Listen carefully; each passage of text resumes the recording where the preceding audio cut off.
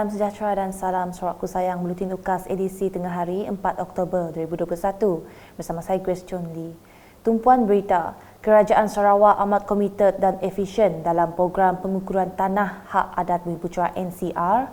Menurut Timbalan Ketua Menteri Dato' Amar Awang Tengah Ali Hassan, jumlah tanah NCR yang disukar telah meningkat berbanding menggunakan kaedah lama sebelum ini menerusi program pengukuran baharu yang bermula sejak 2010 hingga sekarang.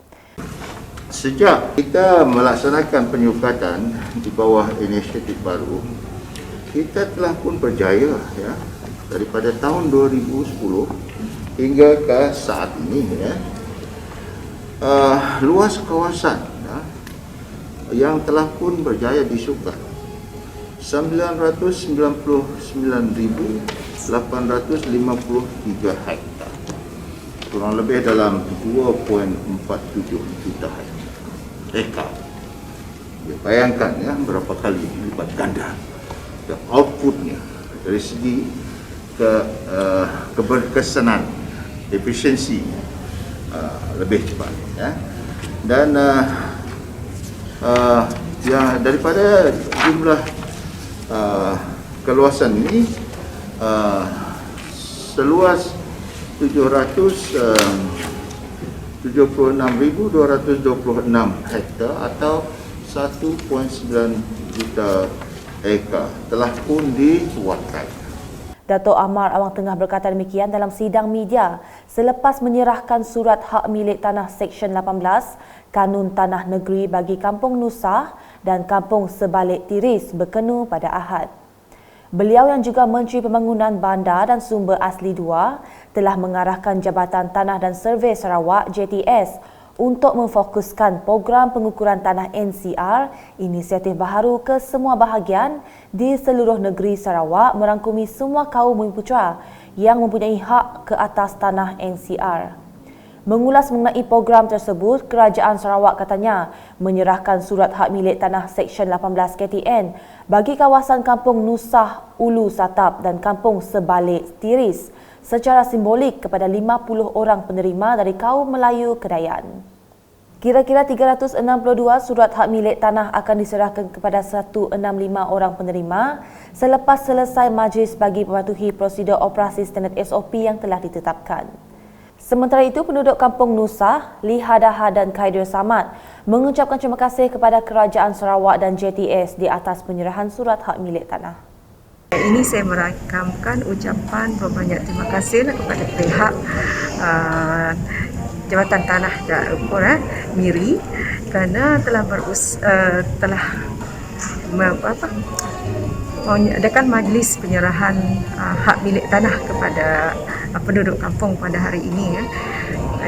Tahniah dan syabas kerana majlis ini sangat-sangat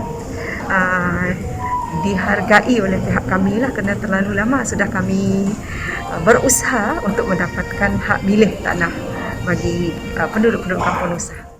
Dengan ini saya mengucapkan seribuan terima kasih kepada kerajaan telah memberi kami surat hak milik tanah kepada kami lebih supaya tanah kami lebih secure.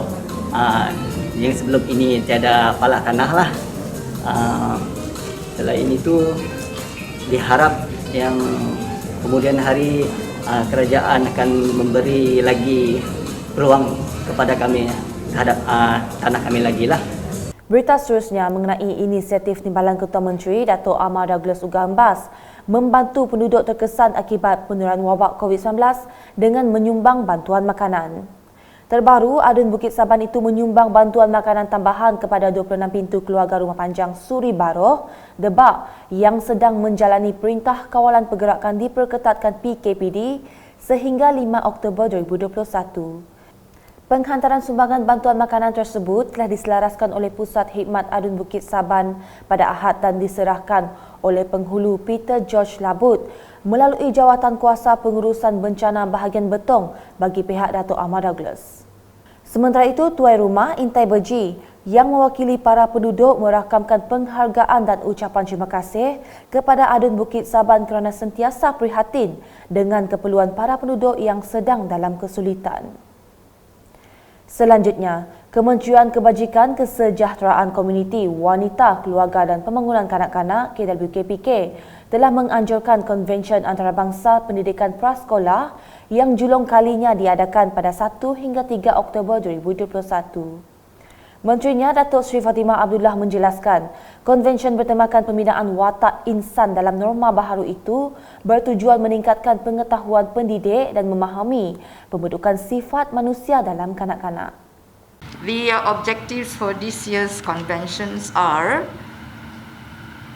to enhance educators' knowledge and understanding of human character formation in children, to reskill early childhood educators in cultivating and nurturing children's spiritual, cognitive, social, physical and emotional developments in the new norm, and to identify challenges in shaping human character, talents, interests and potentials of children. Beliau berkata demikian pada sidang media sempena Konvensyen Antarabangsa Pendidikan Prasekolah di Hotel Waterfront Kuching pada Ahad. Dalam majlis sama, Datuk Seri Fatimah turut menyempurnakan pelancaran buku Sarawak Women in ACCE, Sowing the Seed for the Future. Buku tersebut merangkumi intipati karya dan sumbangan 20 personaliti wanita dan 18 organisasi yang dikategorikan di bawah badan-badan kerajaan, badan agama dan badan bukan kerajaan NGO. Is part of a series of books published by the Ministry of Welfare, Community, Wellbeing, Women, Family and Childhood Development on Sarawak women and their contribution to various fields in the state. This book's theme, Sowing the Seeds for the Future, captures the essence of the work and contribution of 20 featured women personalities and 18 organizations categorized under government bodies, religious bodies and NGOs who have sown the seeds of ECCE in the past, present in the state and the present in the state. Beralih dengan laporan di Miri, sebanyak 9 taman rekreasi telah dibina manakala 4 lagi dinaik taraf di kawasan Dewan Undangan Negeri Dun Senadin dengan kesemuanya dibina di bawah projek Transformasi Luar Bandar RTP. 13 taman rekreasi yang dibina di kawasan Dun Senadin ialah dengan kos keseluruhan berjumlah 1.15 juta ringgit.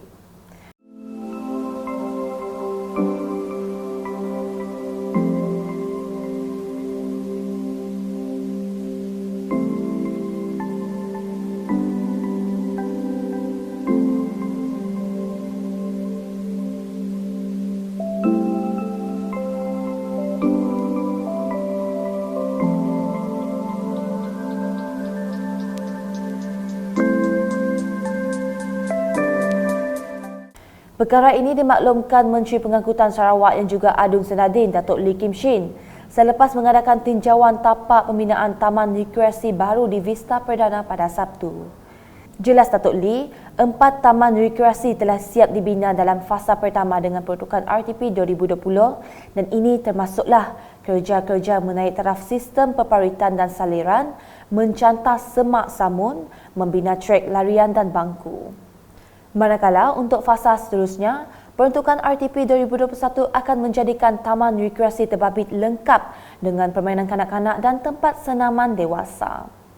Projek menambah taman ini juga adalah di bawah Pelan Rekreasi dan Hijau Miri 2018. Di Kapit Adun Bukit Goram, Jefferson Jamid Unyat telah membuat tinjauan dan memberikan bantuan kepada mangsa banjir Kampung Muhibah dan Kampung Baru di Dewan Masyarakat Melayu Jalan Bleteh Kapit pada Ahad. Difahamkan, seramai 27 ketua isi rumah KIR yang terlibat di Kampung Muhibah, manakala seramai 40 KIR di Kampung Baru dan kesemua KIR tersebut telah diberikan bantuan makanan asas oleh Jabatan Kebajikan Masyarakat JKM Kapit. Selepas mengetahui berita tentang kejadian banjir tersebut, Jefferson bergegas dari Sibu untuk melawat dan meninjau tempat kejadian seterusnya menyampaikan bantuan kepada mangsa yang terjejas. Penduduk yang terjejas menzahirkan ucapan terima kasih kepada pihak yang menghulurkan bantuan serta prihatin terhadap bangsa banjir. Sementara itu, seramai 299 pelajar dari Sekolah Menengah Kebangsaan SMK Beladin telah menerima suntikan vaksin COVID-19 di Dewan Masyarakat Kampung Beladin Pusar pada Ahad. Program tersebut mendapat sambutan baik dari kalangan pelajar serta beberapa orang guru juga terlibat dalam menjayakan program vaksinasi tersebut.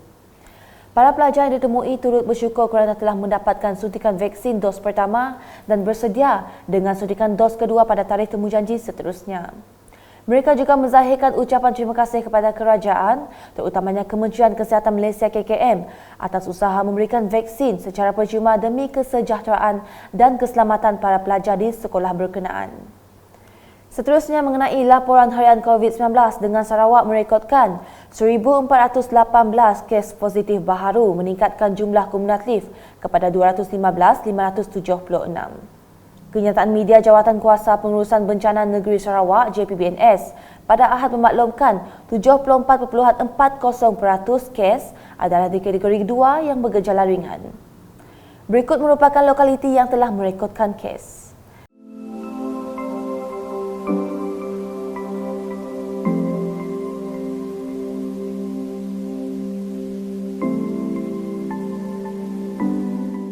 Dalam pada itu, 12 lagi kematian turut diisytiharkan akibat COVID-19 yang melibatkan individu berumur dalam lingkungan 39 hingga 88 tahun yang mempunyai sejarah komorbid. Selain itu, 5 kluster tamat iaitu kluster Semada Serian, kluster Nanga Bengap Lubuk Antu, kluster Simpang Bakun Bintulu, kluster Jalan Market Bau dan kluster Warung Metro City Kuching. Sekian edisi Tengah Hari bersama saya Grace dan kru penerbitan. Berita lebih lanjut boleh didapati di semua platform media sosial UKAS termasuk portal ukas.sarawak.gov.my dan pastikan anda subscribe UKAS channel di YouTube. Salam UKAS. Hai, saya Joanne. Ini adalah video pesanan khidmat masyarakat berkenaan pematuhan SOP dan norma baharu COVID-19. Menurut graf statistik kes COVID-19 harian di negeri Sarawak yang semakin meningkat begitu ketara, kita semua perlu lebih berhati-hati dan berwaspada. Ini adalah varian baharu yang lebih ganas dan cepat merebak. Simptom yang perlu diberi perhatian adalah seperti berikut. Sakit kepala yang berpanjangan, hidung berair atau tersumbat, sakit tekak, cirit-birit, muntah, sakit otot, keletihan dan kelesuan. Oleh itu, jangan keluar sekiranya anda bergejala. Jika terdapat simptom tersebut, segera lakukan ujian calitan COVID-19. Berikut merupakan golongan yang mudah dijangkiti dan berisiko tinggi. Orang tua yang berpenyakit, kanak-kanak dan ibu mengandung. Sekiranya anda harus keluar, pastikan adalah untuk membeli barangan keperluan dan menyelesaikan urusan penting sahaja. Setiap individu adalah dinasihatkan untuk mendaftar divaksin. Ianya boleh dibuat melalui aplikasi MySejahtera atau walk-in ke pusat pemberian vaksin terdekat sekiranya ada. Untuk meningkatkan tahap imunisasi diri, amalkan corak pemakanan seperti berikut. Sentiasa mengamalkan penjarakan sosial 1 meter daripada orang lain. Anda juga harus mengelakkan diri berada di tempat sesak. Kita perlu berdisiplin dalam mematuhi SOP serta membiasakan diri dengan mengamalkan norma baharu. Anda diwajibkan untuk sentiasa memakai pelitup mulut dan hidung terutama ketika berada di tempat awam. Anda dinasihatkan kerap mencuci tangan mengikut tata cara yang betul. Sebarang transaksi melibatkan keuangan, anda digalakkan melakukan pembayaran secara elektronik. Anda juga disarankan untuk memuat turun aplikasi MySejahtera dan COVID Trace Sarawak untuk memudahkan sebarang urusan yang berkaitan. Ianya adalah menjadi tanggungjawab kita bersama untuk memutuskan rantaian jangkitan COVID-19. Sekiranya merasa kurang sihat, anda tidak digalakkan untuk keluar rumah. Pesanan khidmat masyarakat ini dibawakan oleh Jawatan Kuasa Pengurusan Bencana Bahagian Serian. Lindungi diri, lindungi keluarga, lindungi komuniti. Sarawakku sayang, kita jaga kita.